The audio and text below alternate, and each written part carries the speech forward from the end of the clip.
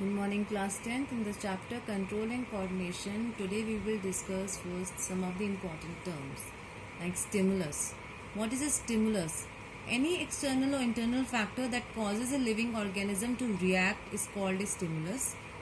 And the response, the specific reaction shown by a living organism towards a stimulus is known as response. Coming to impulse, electric wave or excitation or irritation that travels across a neuron and carrying specific messages are known as impulse. Receptors, a group of organs that receive sensory impulses and convey them to the brain. Effectors, group of organs that shows response to a specific stimulus. Neurotransmitter, chemical secreted by axon terminal for transmission of impulse to the next neuron like acetylcholine. Synapse, a narrow gap between the two neurons where an axon terminal comes in contact with dendrite terminal of the next neuron.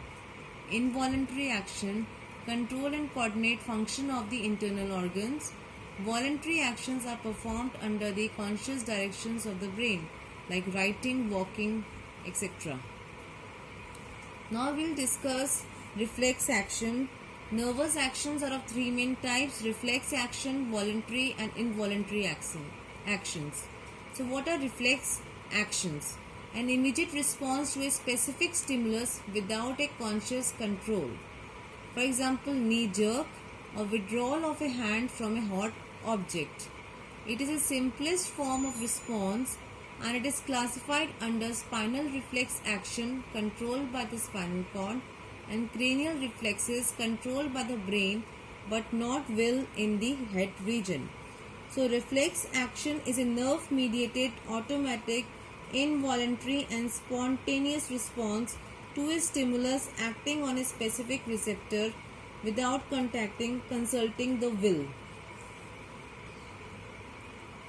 Now we'll discuss a reflex arc. Reflex action requires a stimulus, a receptor organ, a sensory neurons, a part of the central nervous system, motor neurons and effector organs. So the path which is followed by a stimulus to travel from the receptor organ to an effector organ is known as reflex arc. Like here, the receptor organ is the spinal cord and the effector organ is the hand. They have shown in the diagram like how the stimulus which is traveling from the spinal cord to the hand, when the person is touching a hot object, the stimulus is traveling from the spinal cord and the hand is automatically getting removed from the hot object with the help of the effector muscles.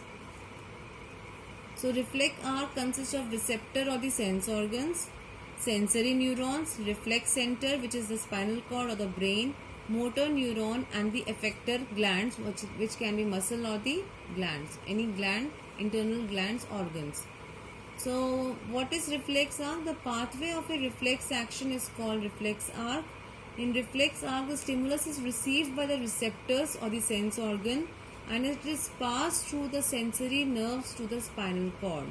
From the spinal cord, the information passes through the motor neurons to the effector muscles or glands for the response.